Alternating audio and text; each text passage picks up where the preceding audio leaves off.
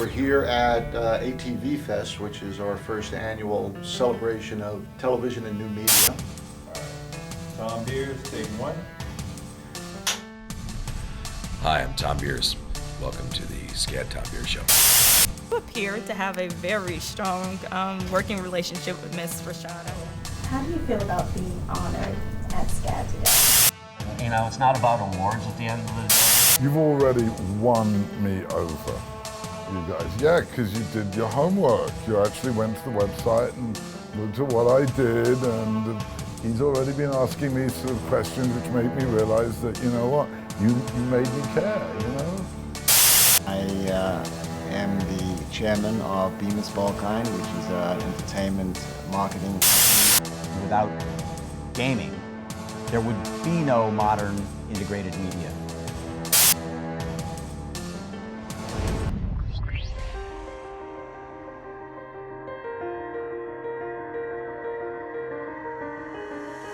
Can we get an audio check on talent? Camera one, check your focus.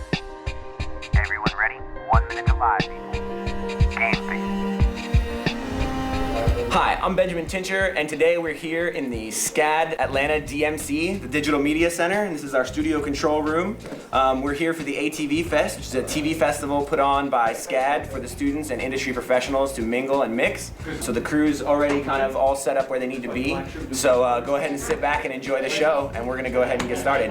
And in 5, 4, 3, 2, 1. Our goal at the aTVfest is to have students execute live broadcast of the events. We are here to talk about co-viewing apps, also known as sync apps, second screen apps, and we've been calling them companion apps as well. You know, it's not about awards at the end of the day, but to be recognized by the Emmys as an award-winning technology and how you connect to consumers is a big honor for us. Ben, can we roll Conan? There we go. All right, once Conan's over, we're coming back to you two. I mean, the big thing of this is we want people to be immersed in the show. As Diane mentioned, we built all these apps we're going to show you today in-house, and that's kind of unique with some of the broadcasters. But it's something that we feel like is really important because it's early days for these, and we want to learn as much as we can. And what we know is people are multitasking. They're doing other things as they're watching TV. SCAD students are already ahead of the game. You're already in a place where you have the equipment, the technology, and you have everything you need. You guys are doing film production, you're doing studio production, and you leave this institution with those skills, where you have students who are leaving other programs with maybe a mass comm degree or a degree in something else similar to communication, and they haven't touched a control room. They haven't checked out equipment. They can't shoot, they can't edit. So you guys are in such a great place because you're already a valuable commodity. But at the end of the day, it's about connecting consumers, engaging consumers, and having them spend more time with us and giving them a deeper dive into what we do.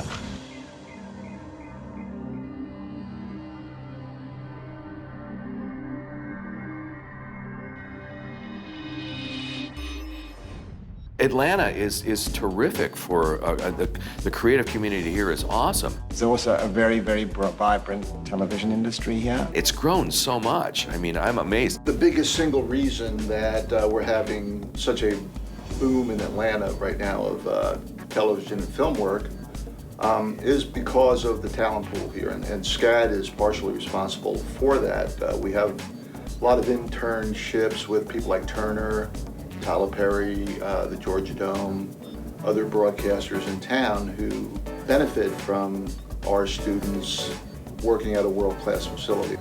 When my life was circling the bowl, I got a call from Ted Turner.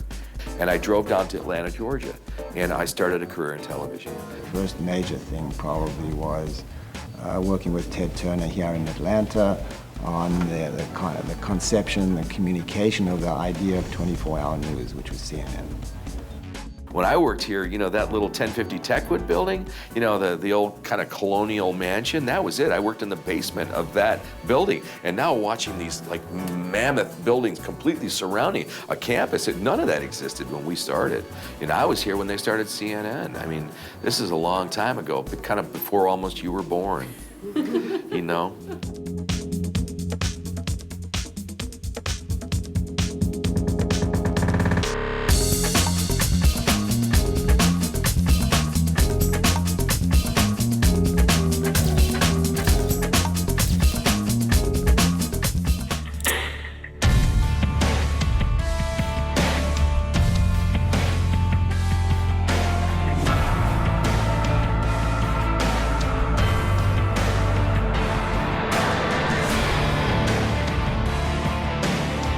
No, I'm in it before you're in it.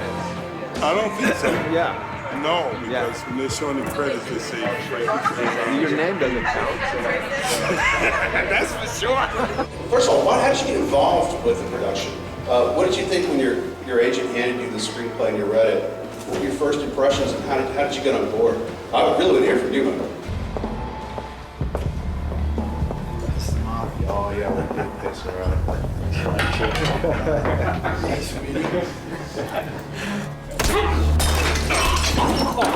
Sit your bitch asses down. I remember calling my agent and I said, they know what I look like, right? And they were like, and they seemed equally baffled. That's how the scene went. It was lovely. You'd have to be there. Oh, oh no. Hey, we got we've been filmed. Hey, whoa. Hey, we can stop messing around now. It's good to see everybody. Even him. Well, it's not good to see Russ. I see him because I have to. It's sort of like an industry favor that I'm doing this. I was trying to take us out on a positive note.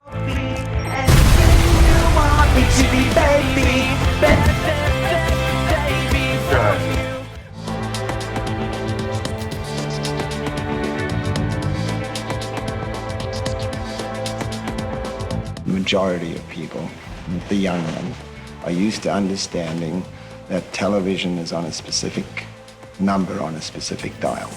They know how to get there, and they can get there easily. The new channel. So what is the new channel? It's the new channel. It's not just television. It's not just Facebook. It's not just YouTube. It's a new channel. And that's really what we're talking about.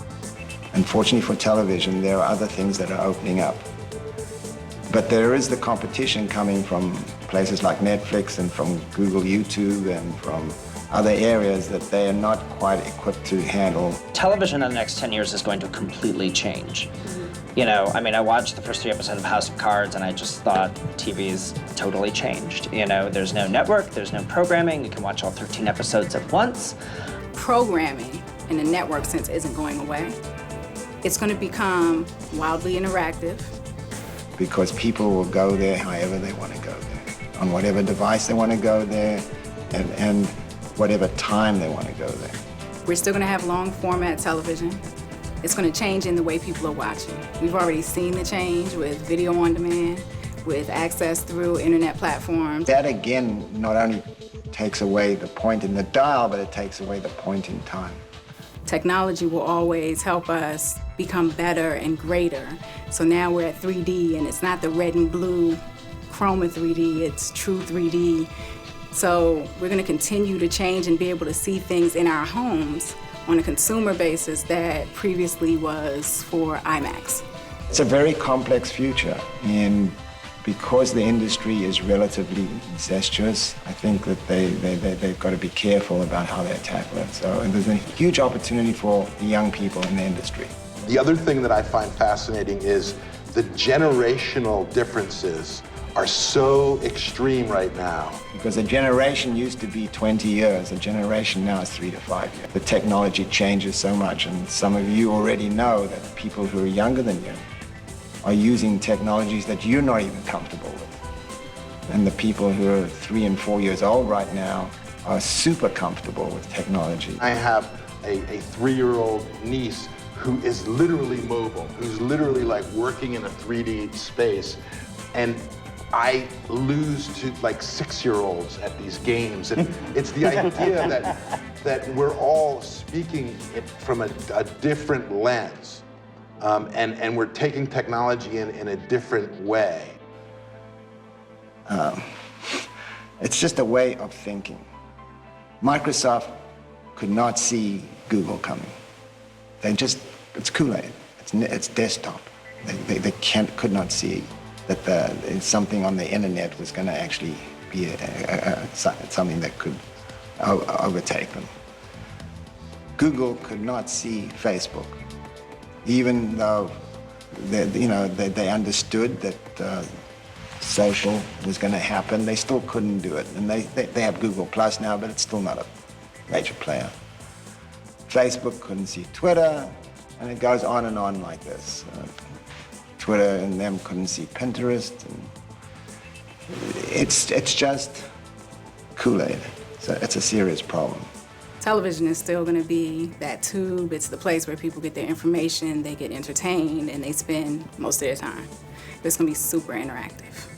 So we're in for a huge amount of change and a lot of opportunity, tremendous opportunity.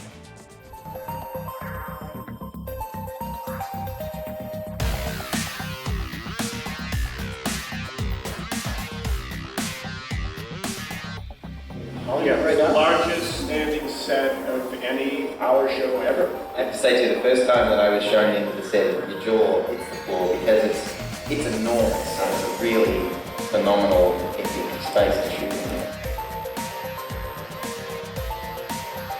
Yeah, it's a phenomenal way to shoot a show. I know it's sacrilege, but I don't miss film. You didn't hear that. So, now, for the benefit I miss it. I send it a card every now and then. One of the really great things about today is that there are so many mediums, which actually opens up the possibilities of breaking in. You have so many different opportunities nowadays. Well, here's what's interesting to me, and that is the new world of television. You know, the new world of, social pages of Facebook and tweet and Twitters. So you have to stay on technology, and you also have to be constantly looking for new platforms. So when you start thinking about programming, you should think, okay, here's a television show that I've just thought of. How would that translate into interactive material for digital? I have a 15-year-old son, so I'm watching how he digests and takes in media. I love that he said to me once, he said, how do you find television? How do you find the stuff you want to watch? And he said, Dad, if it's important, it'll find me. I'm like, wow, that's kind of an interesting idea. You can kind of build equity in a character or in a story or in a format by pushing it out there onto the web, see if it catches fire, see if it's got any sort of virality or whatever you want to call it. It creates a situation where an engagement is the end product. And what is the engagement? Well, if it's a product, the engagement is go buy the product. You're simply going to see a migration of existing brands in terms of channels into these online distribution nodes. Look at Netflix. Look at the way we digest TV. We're digesting television like we used to read books. I mean, what you're doing is you're uploading entire seasons of television shows, and you're watching them in a single day or 2 single days. But it's changing, so the viewing patterns are changing, the habits are changing. We'll see a lot more in advertisers finding other ways to reach viewers, even beyond product placement, where there'll be interactive shopping. When you see someone wearing a certain jacket, you'll be able to instantly buy it with a click of your remote. So we'll see a lot of interactivity. When viewing patterns change, that's great, but somebody's still got to pay for it.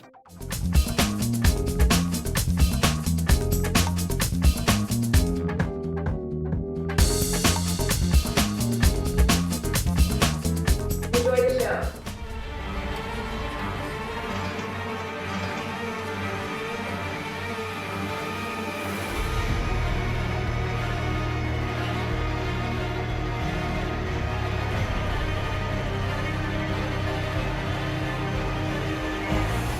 You were talking about the singing moment in the first episode. I loved that moment because it did make me think of my family and times when my mom was like, oh, well, Emily's a good singer, why don't you sing that? And I loved it. Zombie makeup.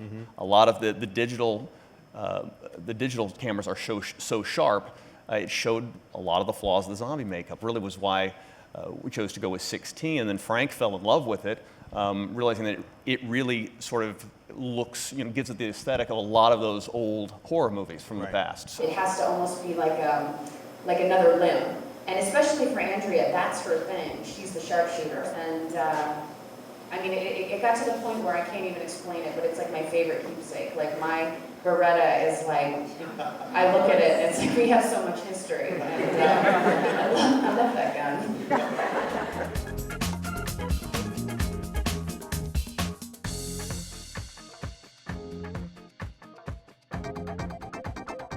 I'm in the medium of storytelling. That's what I do. Last spot coming up. Almost done, man. Woo! We just filled this boat in less than 6 days. That's an amazing trip.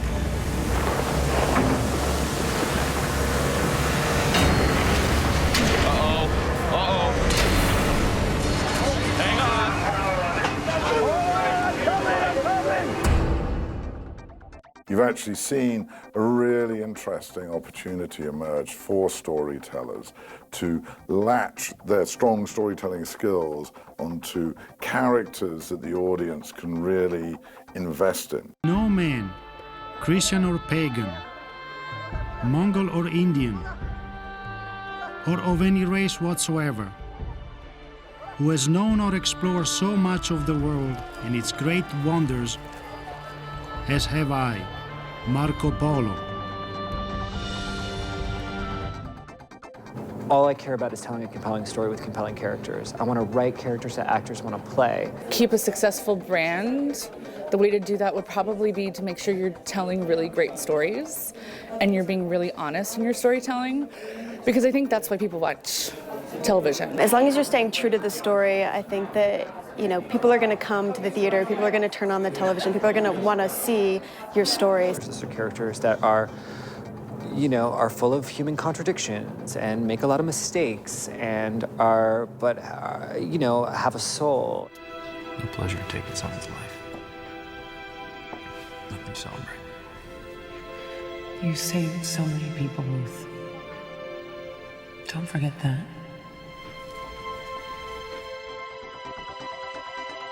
As a casting producer, my job is to fall in love with people. When I find someone who's unique, who's fun, who I can relate to on some level. My name is Elena Gilbert, and I'm a vampire. I'm learning how to survive, but there are complications. I know that I'm sired to you, Damon. You know what would make me happy? That what you actually felt for me was real. So obviously, along the way, you learn if you're smart, you learn all sorts of, techniques and styles and all the other stuff. But when it comes right down to it, it's a pure form of storytelling. Name me an actress that's better. Talent, grace, and as wonderful as she is as an actress, she's even a better person. She can act out of a paper bag. She can act with no sets or no stage or no audience. She is just a wonderful, wonderful actress. She turns into the character that she plays. It's fairly intense. She, of course, plays it to a T. I've never seen a person command attention the way she did. It was like she spoke and the world shut up. She's just amazing at everything that she does with her roles, and she's really a dynamic actress.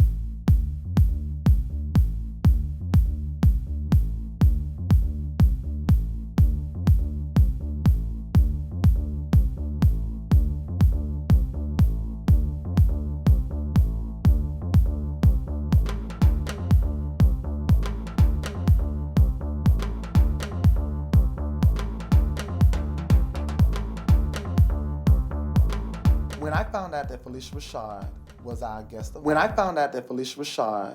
our guest of honor for the aTVfest, I thought, that's kind of appropriate because she is a strong theater actress who has done a lot of television and a lot of television movies. And because television was birthed from theater, I thought it just made sense to honor an actress who has a foot in both worlds. She's had a very long career that has lasted over a period of time where people tend to fade, and she's always shown the same excellence and performance in all of her pieces. She's super deserving of every award that she gets. I think Felicia Rashad deserved the Outstanding Achievement Award because she is a woman that transcends a lot of color barriers. I think that when you say Felicia Rashad's name, like everybody knows her from The Cosby Show and from Steel Magnolias and from Raisin in the Sun. And, you know, she does such a great job at picking her roles in which she plays. It was great that aTVfest brought a movie and they brought Felicia. And then Kenny Leon came too, and that was phenomenal because their two chemistry, like you could really tell that they have a relationship beyond work. Like they are friends at the end of the day. Working on Steel Magnolias was really a great gift to me. And when Neil Marin and Craig Zaden called and offered me that job, I was like, yes, because I've always loved that story. In order to get it right, I had to get the cast right. So the first person I cast for Steel Magnolias was Felicia Rashad. So is Marshall gonna stay with you now? Oh, yeah, till he goes back to New York. Okay. He's lonely, is my guess. He needs to get out and meet someone. I asked him, when you meet a guy, how can you tell that he's, you know? She was the first person in my mind that I knew she had to play that role, because who has as much grace? And that character's all about grace, and she nailed it. You know, you do the work that you love to do, that you feel privileged to do. There's so much grace in that. And then when you find that the work that you love to do has held meaning for other people, and that it is genuinely appreciated for the level of its craft and authenticity, that's an added measure of grace. You can't talk about her presence on television without talking about Bill Cosby's contribution. What he and Felicia did for a whole generation of people, it's nothing quite like it since then. The chemistry between Felicia Rashad and Bill Cosby in The Cosby Show, was very playful. They played husband and wife. They had the kids. They were both very successful, and it was a comedy family show. You behave. No, you behave. You behave, because I'm not saying anything. But what is that? Well, I can't help it. Felicia Rashad as Claire Huxtable really influenced not just the African Americans that were watching the show, but it was an eye-opener to a lifestyle that others weren't aware that African Americans were actually living. I mean, it was almost like, are there middle-class blacks? She was just a great mother, and she was always there, and she was strong and funny at the same time and not overdoing any of them, you know what I mean? I mean, she had her flaws, but she was still always there regardless. I remember being really, probably middle school age. My brother was probably in high school. Our friends were over. My mother had a 300ZX. It was brand new. So she pulled into the driveway. When she came in, one of my brother's friends said, "Oh, y'all got money." My mother turned around and said, "They don't have anything. They don't have a job. I have money, a little bit. I do okay. They're broke." None of this would have happened if we weren't so rich.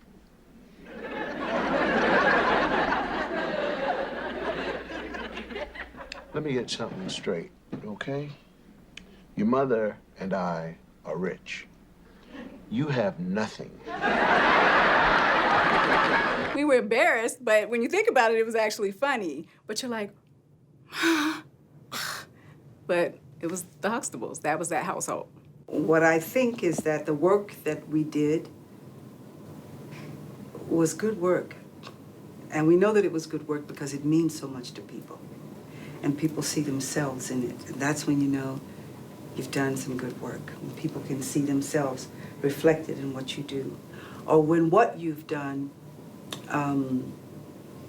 inspires people to another level of consideration or thought or action about a thing. You know that you've done what you set out to do. At the heart of every human being, there is this spark. Once you've seen it in yourself, you know it's not just for you. You know that it exists in every human heart. It's that spark that inspires me.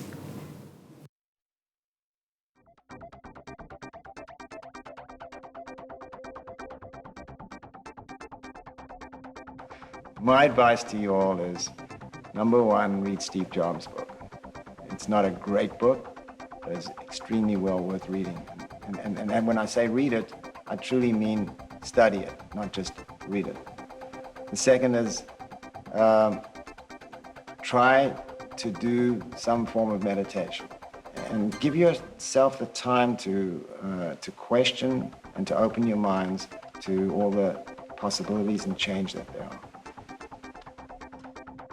Here's a bit of advice I gotta give you. When you're at the lowest rung of the professional totem pole, you know, the one thing that I decided more than anything else is that ego was not important. You know, decide what you want to do and then keep doing it. If you want to be a writer, keep writing. That's your job. You should be writing every day. If you want to be a producer, keep producing. Find stuff to produce, whether it's web series, whether it's YouTube videos, whether it's shorts that your friends are writing. Keep finding stuff to produce. If you want to be a director, keep looking for material that you can direct. You just keep doing what you want to do, and eventually the rest of us will take notice, and just keep knocking on doors and one will finally open.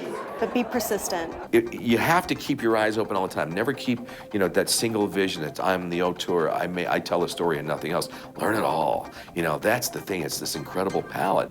So you have to stay on technology, and you also have to be constantly looking for new platforms. So, you know, the advice I give is you always start at the bottom because, again, it's the journey. What I worry about with your kids is that you tend to multitask so much that you're scared of actually having empty space in your head. To actually make a jump into something that's not an evolution but a revolution is very, very difficult when your head is full. Actually think of all the things that you think are preconditions that you take for granted are musts. They can go away. Now you can start from a fresh slate. What can be? It's not that you've actually you're giving up all your experience and everything that's happened. You just put that in the background, and it's what comes to the foreground that becomes important, and that foreground has actually emptiness. And out of emptiness is where creation happens. So as producers, you all should make sure that you're looking at ways to exploit your projects other than just television. You want to look at digital. You want to look at places like Hulu who are actually picking up original programming. You want to look at websites that develop content for their products, like BMW has an entire film series. So you want to try to exploit every avenue of delivering content. Spend time with yourself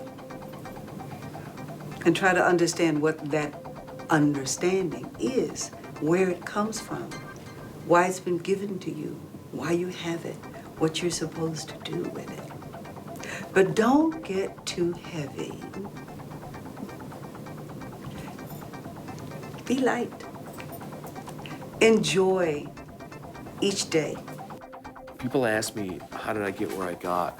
And I have to be honest, I can tell you truthfully that one of the main reasons I got here is that I showed up for work every day with the exception of vacations, for 29 straight years. That's how I got where I got.